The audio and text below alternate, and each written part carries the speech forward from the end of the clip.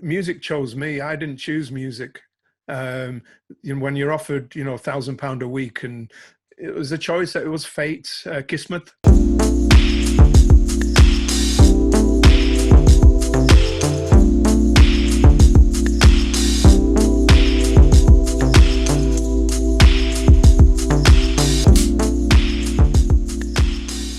Welcome to another edition of Take 5 with Cohesion Plus, and today we've got a genuine legend in the house. This man played with some leading artists: Simply Red, Stone Roses, Ian Brown, Paul Weller. Is the man himself, Aziz Ibrahim. Welcome, Aziz, to our humble little show. Oh, thanks. No, it's a pleasure, an absolute pressure to be with you.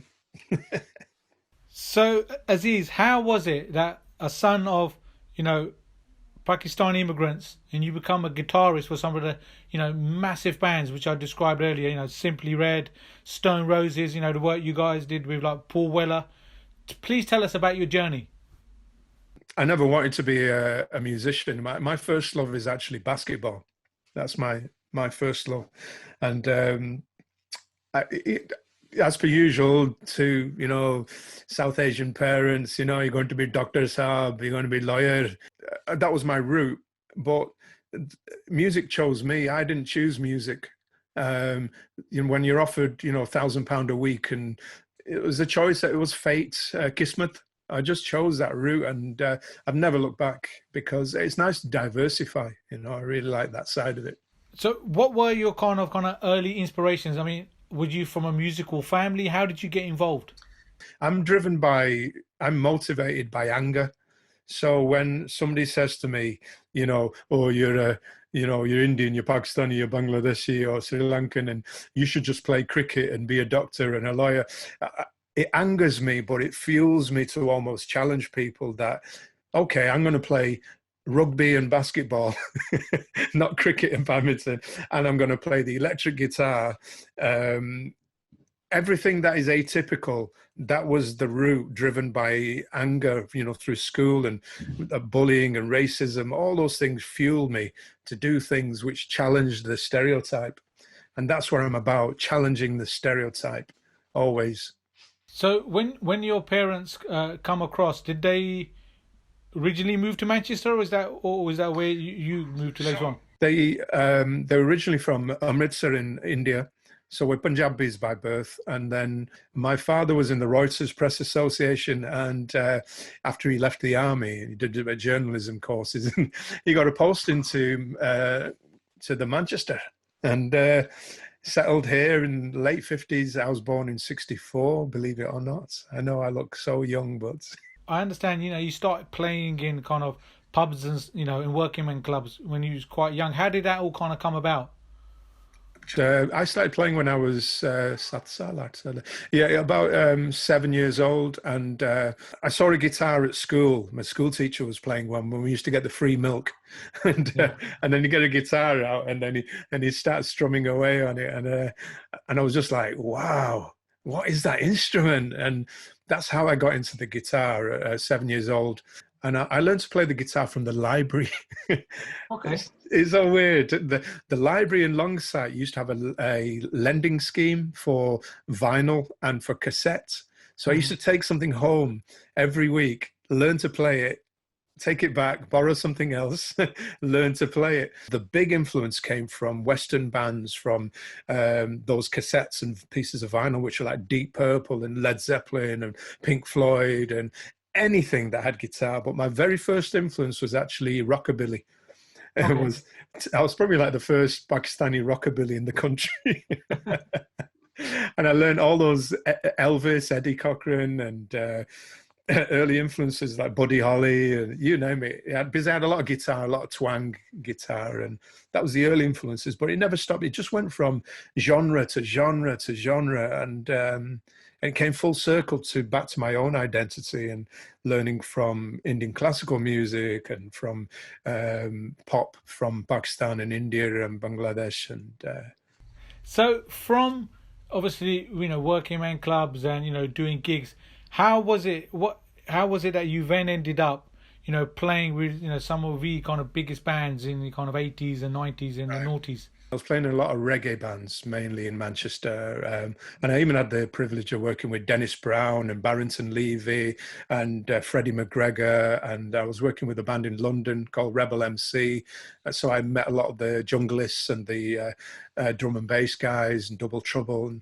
And I think it was just being around that my name started to crop up. And when Simply Red were, for instance, looking for a guitarist, like, who, oh, do you hear of this guy Aziz? He plays all these, you know, genres and music. And then even though I was playing in pubs and, you know, from an early age, it was just word gets around, and then people come to you and say, hey man, you want to be in this group? And you know, and that every single band was like that. It was just word of mouth recommendations. So even the Stone Roses was like that. And then, you know, some things followed. But if you get out and put out, and it's not about Bessie, it's not about money, all of a sudden you let things flow and the work comes in and one thing leads to another.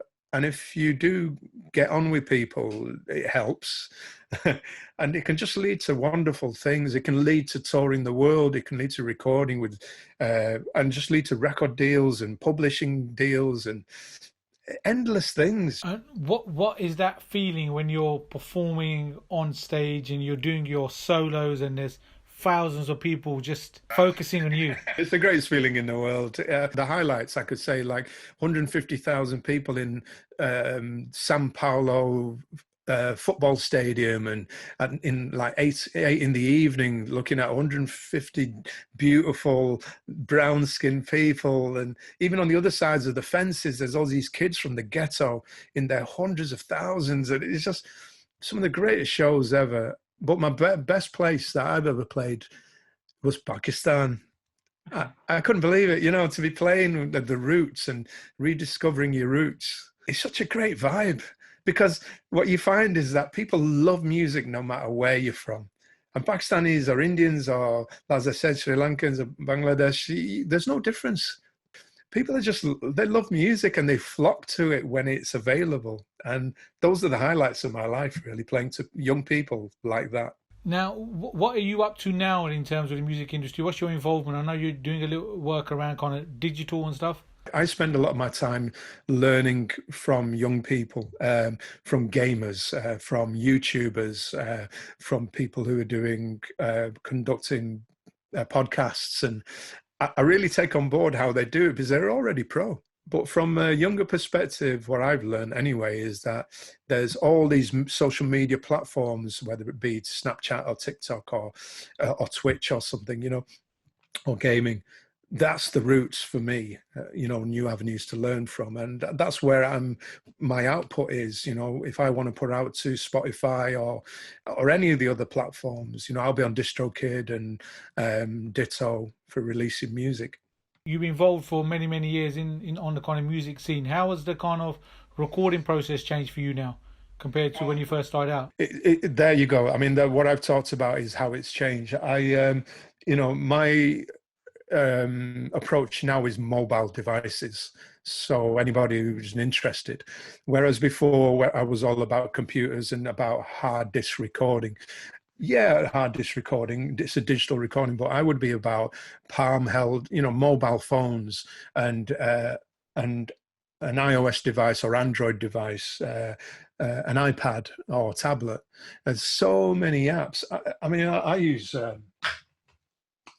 that's like one of my main, you know, devices. I use a good iPad, an iPad Pro, and I've got 200 music apps on here and video making apps as well. LumaFusion for making videos and Procreate for, you know, content, and then all the music stuff. I've got amplifiers, digital ones. I've got mixers on.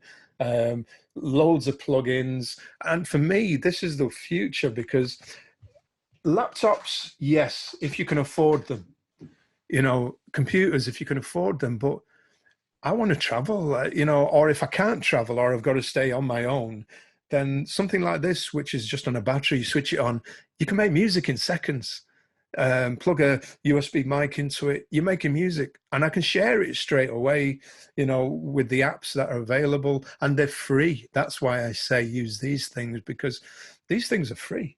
The apps are free. I'll pay a little bit of money. You're not going to pay £100, 200. You're going to pay £4, £5, 9.99. Woo. But that's the kind of things I like, where they're accessible. You know, when I was young, these things were not affordable. What I could afford was cheap little instruments, guitars, and the strings were so far off the fretboard. It took all your effort to get your hand. And now you can buy things like this. You know, that's a guitar, but it's something you don't even need to plug in. It's portable. You don't need a strap, and it plays everything you know you want to play, even if you're into like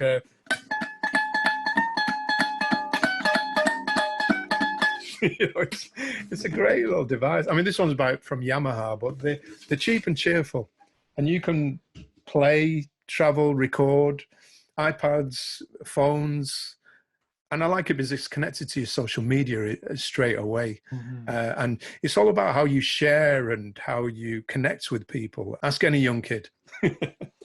How many, how many guitars do you have? And would you like, when you're recording and stuff, you use particular guitars for particular pieces of work you're doing? How can I tell you quietly?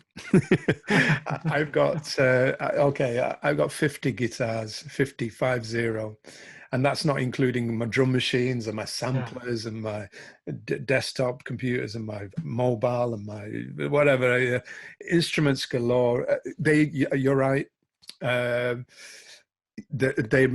They're designed for different purposes, like bass guitars for the bass, and acoustic guitars, electrics, but then I've got like mandolins, and I've got ukuleles, and I've got electric sitars, and I play an instrument called a sarod, which I can't pull out of the case. It's too many strings. It makes a lot of noise. Too big. You know, I got things like sarods and there's tabla lying around, and eclectic collection of instruments, but if you said just solely guitars, I've got about 50. But I acquired so many through the bands I joined. When I joined the Stone Roses, they gave me the ultimate guitar. It's called a 1959 Gibson Les Paul. It must be worth about £150,000, something ridiculous like that. And then there's a string of those instruments that they gave me of that 1950s, 1960s vintage era.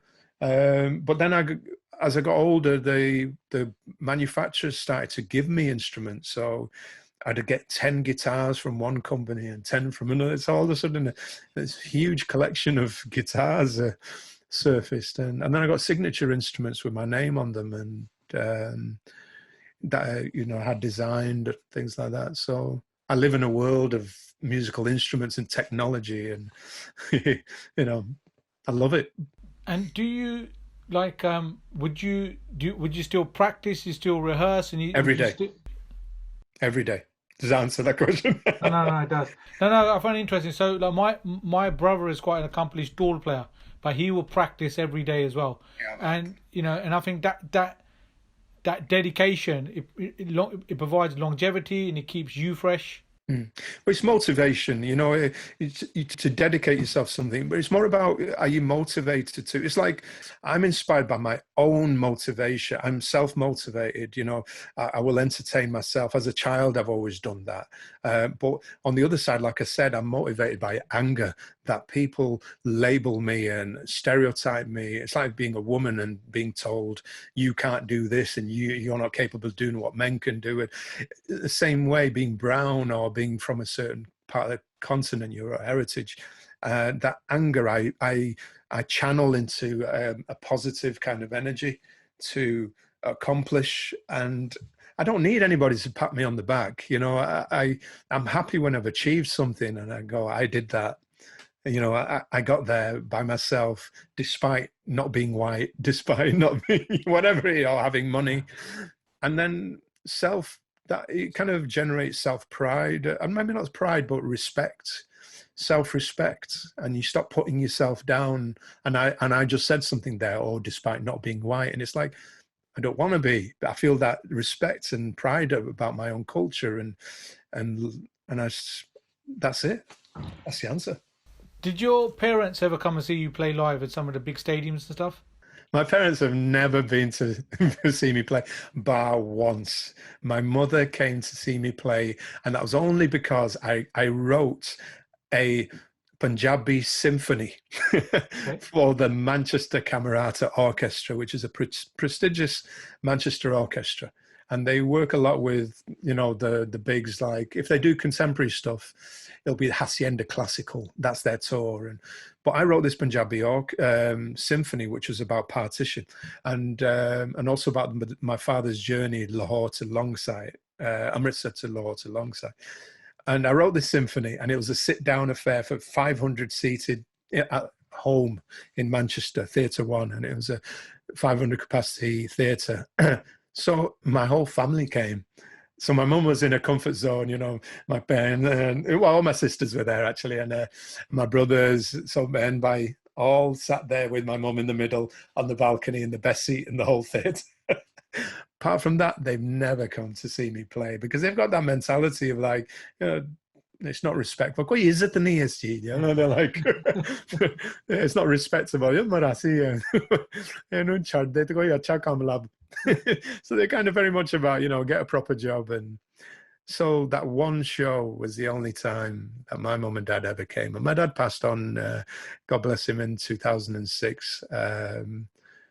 He always supported me, though. My parents, they had, like a lot of parents, South Asian parents, lovely people. They support. I've been fortunate. Some are not very lovely, but it's been a non-violent household. The mahabbat, pyar, all there. But they didn't support me, as they never come to a show. Where they always wanted me to pursue academia, which I've ended up a doctor through music. I'm a Doctor of Arts from University of Salford. For young people who may be, watching this, what advice would you give to somebody now who's setting out on their career? Have the courage, really, to pursue what you want to do. As much as your parents want you to do X, if you want to do Y, then do Y. And you will find you will fulfill your life and be the person that you should have always been, instead of maybe later on looking back at your life and regretting that you didn't pursue what you were capable of. I'm not saying just whatever, but I think what you're actually capable of, you don't even know until you pursue it. You might become a great doctor, you might become a great engineer and a lawyer and so forth, but maybe you're a rock star, maybe you're a fantastic rapper, maybe you're a great gamer, maybe, and that earns money. Don't sniff at these things. Gamers earn so much money. And in this digital means, and especially in lockdown, you could earn, there's royalties galore in the digital world. So don't be frightened off. Don't be put off because somebody older than you tells you that there's no money in it, or there's no respect in it. You be you and let them be them. We're going to do a quick fire round, yeah? Just a couple of quick questions. So if I say to you, Beatles or the Rolling Stones? Beatles. Led Zeppelin or AC/DC? Led Zeppelin. Rock or reggae? Reggae. Jimi Hendrix or Slash? Hendrix. And this is one we ask all, I guess. Nando's or pizza? Pizza? You mean Pizza Hut, or you mean the... Well, it's up to you, man. Nando's. Pizza Hut, yeah. Good. I hate queuing at Nando's, bro. I hate it. Every time I go out past Nando's, there's always a queue of apnea, and it's about a mile long. And I've hated Nando's since then. And I went in once, and the burger, when I opened it up, was half of it had the actual chicken in it, and the other half was just bread. So yeah, definitely pizza. Pizza. I know I didn't ask you this before, but I don't know. Have you got anything handy that you can maybe play just slightly, just to show? Is there anything? Like even something handy. Well, yeah, pull this out. Yeah. If you don't mind, just doing it. Just so. I mean, I could play anything kind of Western, I suppose. Wherever's convenient. But what I actually like doing is looking at South Asia, or looking at or the East, and looking at instruments. And I found instruments like this one. I love Oriental instruments.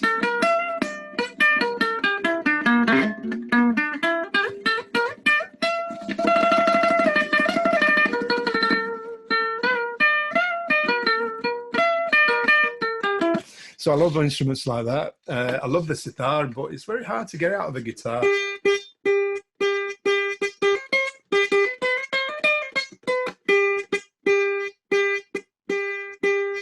I'm trying to get a buzz out of the string, a top buzz, as they say in Manchester. I mean, I love emulating, as I did before, the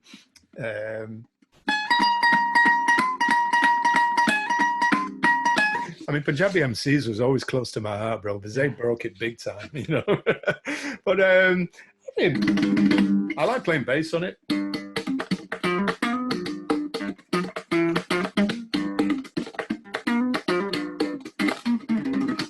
I've never played bass on it before. You can play reggae on it easily.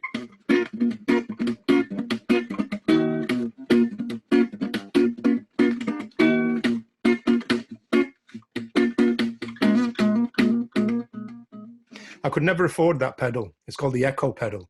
So because it was poor, I used to emulate it.